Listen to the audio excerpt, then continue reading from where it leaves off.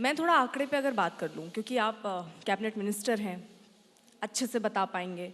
पलायन एक बड़ा मुद्दा है यहाँ पर। आपने कहा यहाँ रोजगार पैदा किया जा रहा है, लोगों को यहीं रोका जा रहा है, उनको कहा जा रहा है पलायन ना हो। आप कांग्रेस की सरकार से अगर बीजेपी की सरकार जो अब है उसकी तुलना करें तो कितना रोजगार बढ़ा है, पहला, कितना पलायन घटा है, दूसरा। ये दो सवाल जिनके आंकड़ों में जवाब चाहूंगी मैं। देखिए, मैं इसकी तो एक शुरुआत आपसे कर दूं। किशोर जी की पार्टी के एक बड़े नेता ने बयान दिया कि अगर भारतीय जनता पार्टी की सरकार ने इतने 100 भी अगर नौकरियां लगाई होंगी तो मैं राजनीति से संन्यास ले लूंगा। मैं बकायदा आंकड़ों के साथ आया और केवल हमने वो नौकरियों की बात नहीं की जो दूसरे विभागों में, जो नौकरियां लोक सेवा आयोग और अधीनस्थ सेवा आयोग के माध्यम से जो विज्ञप्ति जारी करके जो नियुक्तियां की गई, जब मैंने आंकड़े पेश किए कि भाई बताइए कहाँ पर इन सारे लड़कों के नाम और मोबाइल नंबर लेके मैं आऊँ ताकि आप ससम्मान राजनीति से संन्यास ले सकें, तो आपने अपनी बातें बदल दी।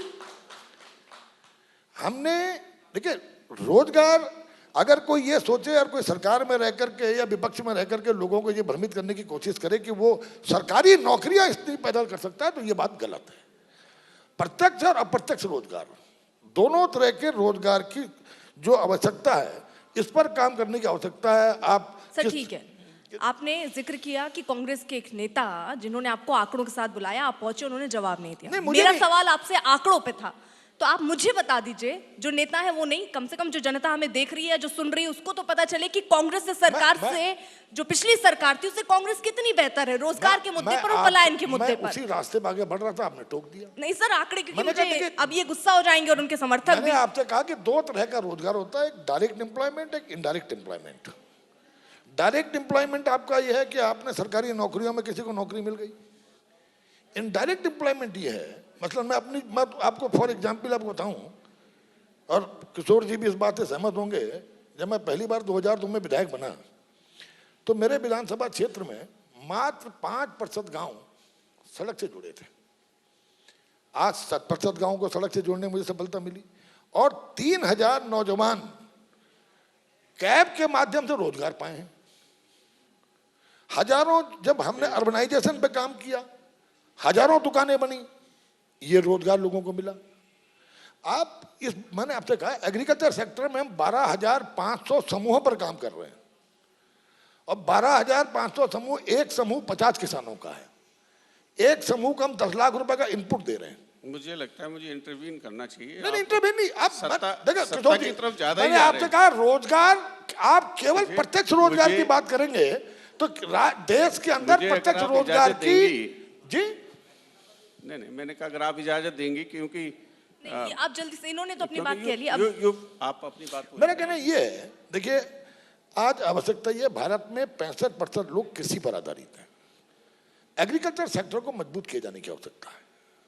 एग्रीकल्चर सेक्टर मजबूत होगा क्योंकि एक तो हमारे राज्य की सबसे बड़ी समस्या है कि हमारे यहाँ टोटल जो फार्मर्स हैं उनमें 92% फार्मर जो है वो छोटा और मार्जिनल फार्मर है। जमीन जनरेशन बाई जनरेशन कम होती जा रही है बंटवारे से। तो ऐसे में उन उपायों पे ध्यान देना पड़ेगा जिससे कि प्रोडक्टिविटी बढ़े, और हमने उस पर फोकस किया। पिछले 5 वर्षों में हमने 14% प्रोडक्टिविटी बढ़ाई। 14% प्रोडक्टिविटी बढ़ाने के साथ साथ हमने 80% सब्सिडी पे मैकेनाइजेशन, कृषि जो फार्म्स मशीनरी बैंक किसान को उपलब्ध कराए ताकि लेटेस्ट टेक्नोलॉजी के इक्विपमेंट से उसकी उत्पादकता बढ़े। हमने प्रयास किया उसको क्वालिटी इनपुट मिले। इसके साथ साथ वैल्यू एडिशन, प्रोसेसिंग सेक्टर में मुझे बड़ी खुशी है। कल ही मैं बहुत समय से इस पर लगा था, फाइल वित्त में पड़ी भी थी। आदरणीय प्रधानमंत्री जी ने इस राज्य को 1591 प्रोसेसिंग यूनिट आवंटित की हैं, जिसमें 35% सब्सिडी भारत सरकार दे रही है। मेरी सोच ये थी कि हमारा नौजवान बजाय नौकरी के लिए लाइन में खड़ा होने के अगर रोजगार देने वाला बनेगा तो मैं समझता हूँ ये बहुत बड़ा अचीवमेंट हमारा होगा। तो हमने 1591 जो यूनिट हमें भारत सरकार से मिली हैं, जिसमें भारत सरकार 35% सब्सिडी दे रही है। मुझे बड़ा गर्व है इस बात को कहते हुए कि हमने राज्य से टॉपअप करते हुए 25% सब्सिडी राज्य से देने का निर्णय लिया ताकि 60% सब्सिडी देके 1591 नौजवानों को जो खेती के माध्यम से आजीविका चला रहे हैं, उनको हम एक इंटरप्रेन्योर के रूप में स्थापित कर सके और वो रोजगार देने वाला बने। तो आज मैंने आपसे कहा हमको आवश्यकता ये है, ये केजरीवाल जी की तरह की इतना फ्री कर देंगे, इतना फ्री कर देंगे, हरामखोर नहीं बनाना है आदमी को। हरामखोर बना करके हम कहीं ना कहीं आदमी को निकम्मा बना रहे हैं। नहीं, मुझे लगता है एक मुझे सुबोध जी एक मेरे ख्याल से आप इसका पार्ट नहीं है, बेहतर हो कि आप मुंह बंद रखें। सुबोध जी, आप इसका पार्ट नहीं है, डिबेट आपसे नहीं हो रही है। सुबोध जी, ये आपसे डिबेट नहीं हो रही है। सुबोध जी, हाँ, जरा अपनी जबान पर थोड़ा सा लगाम रखो। व्हाट इज हरामखोर, क्या होता है? कैसी बातों की आप कैसे हरामखोर क्या चर्चा आप यहाँ पर कर रहे हैं? इसमें असंसदीय क्या है? क्या बात कर रहे हो शब्दों का आप? चयन सर इसमें थोड़ा क्या सही से असंसदीय करें। शब्द था? मुझे मैं माफी ठीक है, चाहता हूँ एक आपसे। सेकंड। किशोर जी, इसमें मैं माफी अगर चाहता हूँ। अगर इसमें कोई असंसदीय बात है, क्या उत्तराखंड के लोग हरामखोर हैं? क्या उत्तराखंड के लोग हरामखोर हैं? क्या चीज, उत्तराखंड के लोग हरामखोर हैं? क्या कहा मैंने? क्या बोल रहे हो आप? आपने सुना नहीं क्या? शब्दों का इस तरह की मर्यादा बदतमीजी प्लीज। सुना नहीं आपने क्या मैंने क्या कहा? बदतमीजी की बात करते हैं आप, हरामखोर बोल रहे हो। इसी तरह भ्रमित करने का काम उत्तराखंड के करते लोगों को हैं। हरामखोर बोल रहे मैंने हो। कहा लोगों को हरामखोर नहीं बनाना चाहिए, मैंने ये कहा है। बताओ क्या है, उत्तराखंड के लोग हरामखोर आपको हैं? शर्म आनी चाहिए बातों के इस तरह बोलते जवाब हैं। दो। शर्म आनी चाहिए आपको इस तरह की बातें करके। मैंने क्या कहा था?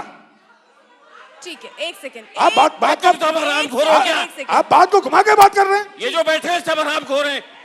आप बात को घुमा के जिस तरह किशोर बात करने का चाह रहे किशोर हैं। मैंने उपाध्याय। क्या, क्या बात आपने कर मेरी बात सुनी? मैंने क्या किशोर अरे कहा? हम उत्तराखंड के आपने आंदोलन सुना कर मेरी रहे बात क्या थी?